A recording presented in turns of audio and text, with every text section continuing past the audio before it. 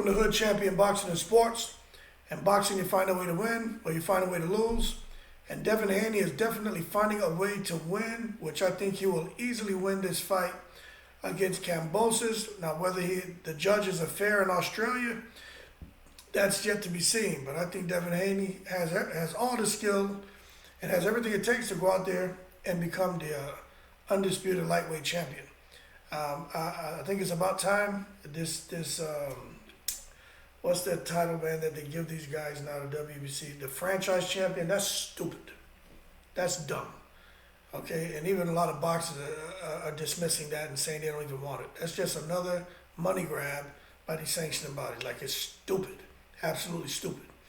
But the opposite of stupid is smart, and Devin Haney is being smart. When you get an opportunity to fight for an undisputed distinction, you have to take it. You get an opportunity to fight for a belt, and you don't have one, you have to take it. And you know what? If you're getting the kind of bad end of the deal, well, you don't bring much to the table. So when you get in the ring, do something about it, Dylan White. But this isn't about him. This is about Devin Haney. So let's kind of get into what's going on with Haney and Kambosas, right? So the WBC lightweight title holder from Las Vegas, we're talking about Haney. He agreed to face the WBO, WBA, and IBF titleist George Kambosas. They're fighting on June 5th. So he has enough time to train and enough time to get over there to Australia to get acclimated.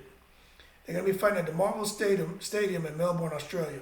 And they're fighting for the undisputed lightweight distinction. The fight's part of a larger multi-bout package that Haney made with Lou DiBella. Now this, to me, is where fighters have to have the right team. Because when you hear what I'm about to read to you, that almost sounds unfair in a sense. But you know what? You got to go over to these other countries or go into these fights, and you got to sign these ill contracts, these bewildering contracts, and get through the 1, 2, 3 fights or whatever it is, and then you can break lock with all the bullshit, and you make all the calls.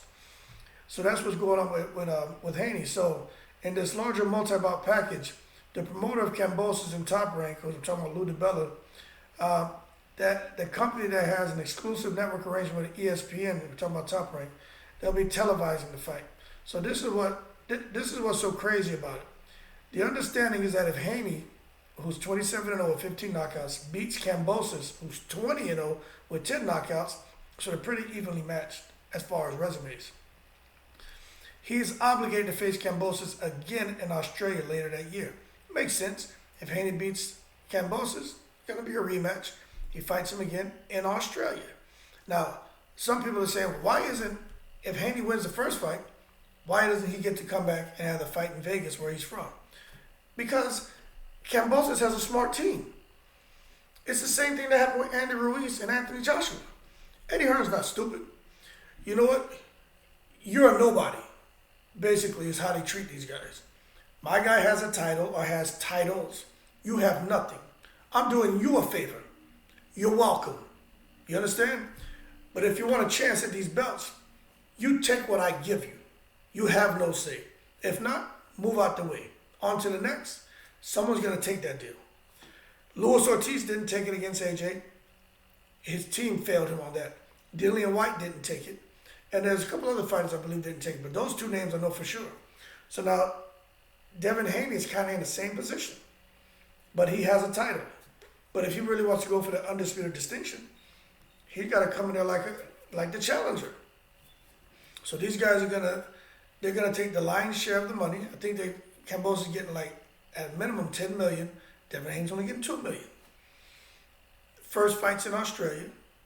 Second fight's in Australia. And I believe in that contract, Kambosas is still getting the lion's share. And Haney's getting, I won't say he's getting crumbs, but he's not going to get the lion's share. Okay, so let's finish this. So that's the part that kind of sucks. But some people are shrewd businessmen, and that's what I would do. I would have everything in my favor. And if he beats me twice, then it is what it is. But that's how these contracts are being written now. That's why another reason why I see some of these fights aren't being made, because some fighters, like a Dillian White, they feel that they're entitled to something. Yeah, you're a good fighter. You've beaten people. But you're in no position to call any shots. You take what people give you. So when you get an 80-20 split, like what Dillian White's getting, 20%, he's frustrated. He's pissed. That's why he doesn't want to participate in anything. There's other things going on. But Haney was smart enough to say, you know what? I'm not going to let none of that shit bother me. So let me continue on with this, okay? So Haney said he didn't object to any of the demands. He pretty much agreed to everything that they wanted. No matter what it was, I didn't argue. We didn't get anything our way, but we didn't do any arguing. We said whatever we can do to make the fight happen. If I go without another network, with another promoter, which is my promoter now, to make the fight happen, so be it. If I have to rematch you twice in Australia, so be it. That's the mentality of a champion, people. He said, I'm not going to miss this opportunity. I think Devin would have probably fought that man for free.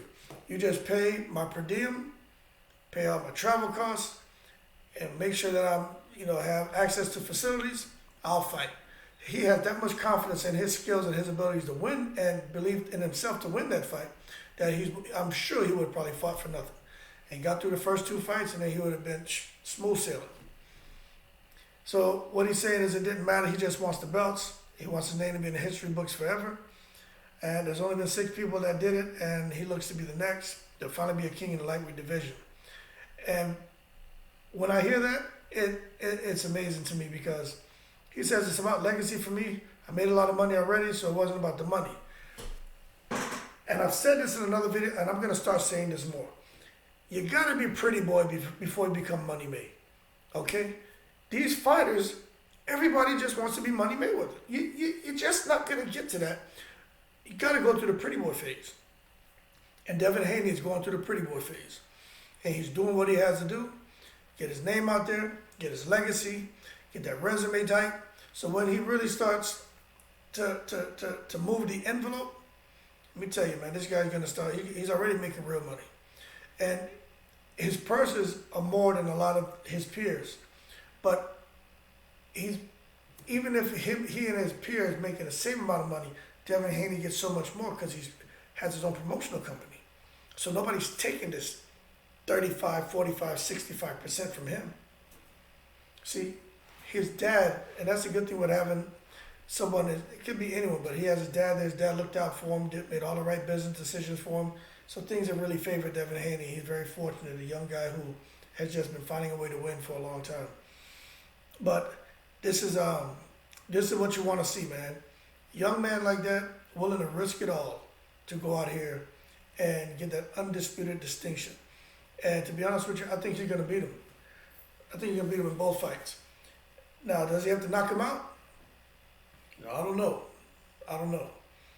I've been on business trip to Australia before. Australian people are nice, but when it comes to fights, when it comes to money, that's a totally different story. So I think he's going to have to kill him because he can go over there and, like Pacquiao and Horn, and get robbed. You know what I'm saying? But if they'll do it to Pacquiao, they'll do it to Haney. But I'm going to give him the benefit of the doubt. So we'll see what happens with that. But nevertheless, let me know what you guys think. But that's my 2 cents on Devin Haney. They're just not building him like that. And you got to admire this guy. You look at Teofimo Lopez. I'm gonna do a video on that guy. He's a disgrace, man. And I don't like to bad talk boxers at all. But when I say disgrace, like, if you lost, you lost. If you had a hole in your chest, you had a hole in your chest. But it doesn't matter. You lost. You know what I'm saying? You lost. I'm out here playing basketball with my son, right? He's soon to be 12. He plays AAU basketball. He's getting pretty damn good. So we're out there playing 21. We got a basketball court. We got a rim in the front yard and a basketball court in the backyard, right? Before I go out there and blow him out, he's beating me now. So I really got to stick him. I'm not as fast as I used to be, man. He's just flying by me, man. Anchor, cross steps, all kinds of hesitations, all kind of crap he's doing. But you know what? I can sit here and make excuses all day. But bottom line is I lost. I lose. I'm losing 21. I still win some, but I'm losing. He's beating me. And that's the thing with boxing. If you lose, you lose. It doesn't matter. The referee, we get it. We saw the fight. We understand. But don't make excuses, man. Because you either find a way to win or you find a way to lose. And if you got in that ring and you weren't able to get your hand raised in victory because the judges robbed you, you should have pressed for a knockout. And if you got in there and the guy just outboxed you, then I mean, you should have prepared better, had a better plan. So we don't make excuses over here. We find ways to win, and we believe in accountability for our actions. And I'm just not seeing that with Teofimo. Even his dad, who's a weirdo, everything was fixed. They knew they were going to give up the titles. That's why they robbed him. Hey, I haven't met one person that believes Teofimo Lopez beat Kambosas. Kambosas beat him. Teofimo had the opportunity, like at 9th or 10th round, whatever round that was. He had the opportunity. Kambosas was hurt, but he didn't finish him off. Okay, so he lost his right to complain. It is what it is. Anyway, man, let me get on to the next video, man. Let me know what you guys think. Let me know what you think. You think they're going to rob Devin Haney, or you think Devin Haney's safe? I personally think he has an uphill battle ahead of him, but I think he'll come out victorious. And he's just going to have to dominate. I mean, he's going to have to dominate and maybe even knock him out. But we know he's not that kind of puncher. And if he can do that, especially if he drops him and he can stay on his feet, he wins. But if Devin Haney gets dropped, no matter how, if he outboxes him, it's going to be a Pacquiao Marquez situation. Marquez got dropped in that first fight with Pacquiao, came back, won every round. They gave him a draw. That was crazy. Marquez won that fight. And I can see that happening with Devin Haney. He can get dropped, come back, win every round. They're going to make it a draw or give Kambosas the fight. So, but Devin Haney, you got to go in there. He knows what he needs to do. No one's going to do him any favors. It is what it is. But as always, like and subscribe. Like and subscribe. Like and subscribe if you enjoyed the video. Shout out to all the veterans. And as always, I'm in the breeze.